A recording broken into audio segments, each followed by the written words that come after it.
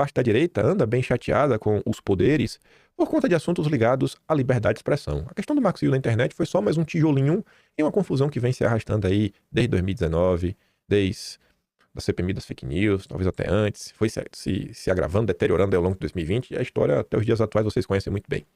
Aí tanto o Estadão, quanto a Folha, quanto o Globo, resolveram comentar aí sobre o desfecho final das mudanças no Marco Civil da internet, em especial no artigo 19. O Estadão escreve o texto que já começa com o título sugestivo: Supremo bagunça as redes sociais. Um título claramente antidemocrático. Com o julgamento encerrado, já se pode dizer sem exagero, o Supremo instaurou o regime mais confuso de responsabilização de plataformas digitais entre todas as democracias liberais. A decisão marca o fim de um modelo internacionalmente reputado, do Marco Civil da Internet, aprovado após amplo debate democrático e em nome de uma cruzada moral contra as Big Techs, inaugura uma era de opacidade normativa, censura preventiva e centralização sem precedentes.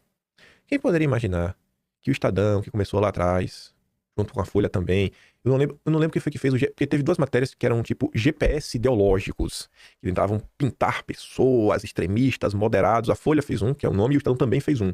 Acho que GPS ideológico era o da Folha, do Estadão não lembro o nome, né? Mas quem imaginaria que essa movimentação por parte da imprensa não estaria aqui, no dia de hoje? Até agora, vigorava um critério simples, claro e garantista. Plataformas só poderiam ser responsabilizadas por conteúdos de terceiros se descumprissem ordem judicial de remoção. Com isso, evitavam-se tanto o arbítrio estatal quanto o pânico corporativo, incentivando a mediação judicial e desestimulando abusos. Em lugar de um modelo previsível, foram criados 4 regimes aplicáveis conforme o tipo de conteúdo, o contexto, a percepção da plataforma ou, como sugeriu o especialista Ronaldo Lemos em postagem no Twitter, a sabedoria do céu.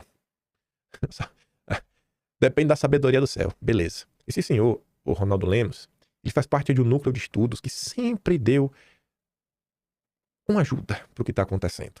Sempre que a Globo queria tratar de rede social, extrema-direita, ou falava com um grupo que o senhor Ronaldo Lemos faz parte, ou falava com outro grupo, né? Tem 2. Um desses é o do Ronaldo. Tem o ITS e o NetLab. Um desses 2 é do Ronaldo Lemos. No Brasil, a segurança jurídica virou um pedido de oração. A tese da corte prevê a obrigação de remoção sem ordem judicial para uma lista ampla e vaga de ilicitudes, como conteúdos que propagam ódio, condutas e atos antidemocráticos ou discriminação. A responsabilidade subjetiva pelo sistema foi substituída por uma presunção de responsabilidade sem definição clara. Meus ministros parecem concordar sobre o que significa. A tese foi fixada a portas fechadas, no almoço casual, como se a Corte Constitucional fosse uma corte absolutista. Aí eu fiquei surpreso com algumas indagações do Estadão, principalmente no segundo parágrafo. O Estadão comenta por alto o que eu tinha dito pra vocês, que era o quê? Olha, gente, a gente não tá diante de uma mudança só de rede social.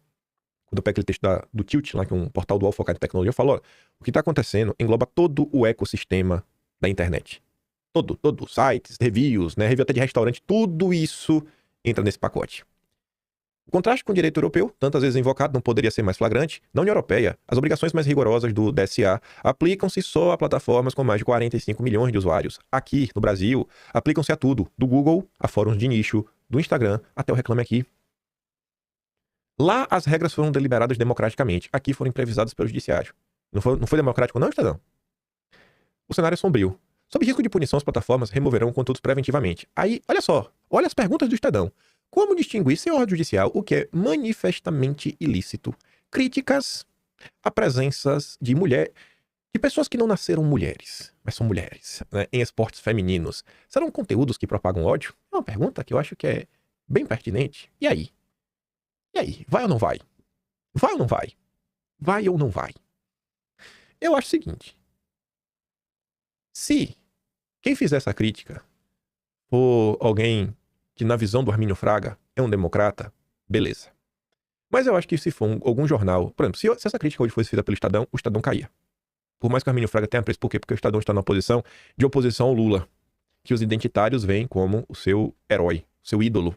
Então, eu acho que hoje, Estadão, Folha, se fizesse uma crítica como essa, Metrópolis, Veja, iria cair. Independente, iriam cair, iriam ser penalizados. A Globo não, de jeito nenhum. Estadão, Folha, sim. Globo não. A Globo até então pode falar de tudo. Os outros, aí a gente tem que fazer aquela medição política do acontecimento. Aí ele cita um caso aí do cara da Jack Motors, que eu esqueci o nome dele. É um cara famoso aí, ele vai direto em podcast sobre carro. O empresário virou réu por sugerir a revisão de benefícios fiscais a pessoas com deficiência. E o pessoal veio basicamente naquela tese do capacitismo. E aí?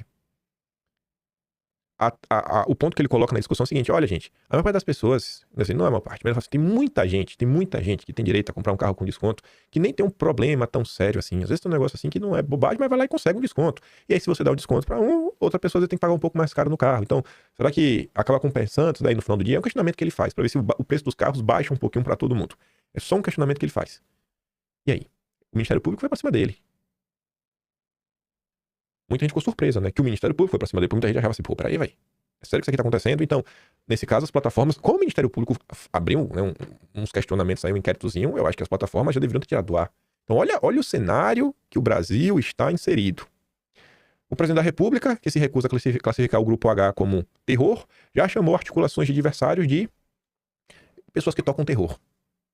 Quer um exemplo disso daí? No 8 de janeiro. Não só o Lula, como o Grupo Globo classificou os atos de 8 de janeiro como ato de terror. E a mesma Globo e o mesmo governo Lula, que são basicamente a mesma coisa, em outubro de 2023, quando teve aquela confusão lá no Oriente Médio, não chamaram o Grupo H de grupo que toca o terror. Aí tem que ser assim, né? Com jeitinho. A gente vai falando das coisas com jeito, né? medindo todas as palavras.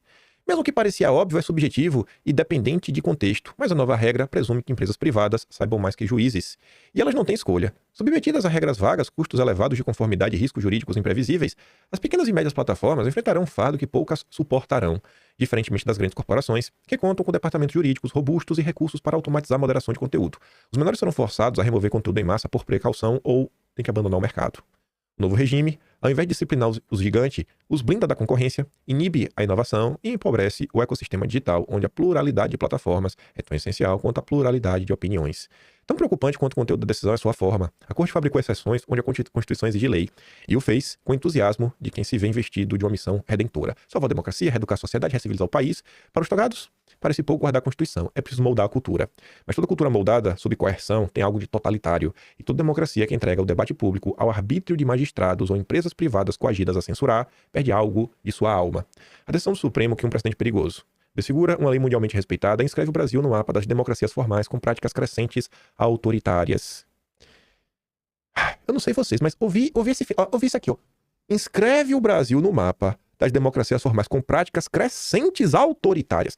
Vê o Estadão falar isso após anos de acusações contra Bolsonaro, de Bolsonaro ser um autoritário, um ditador, e que ele nunca foi.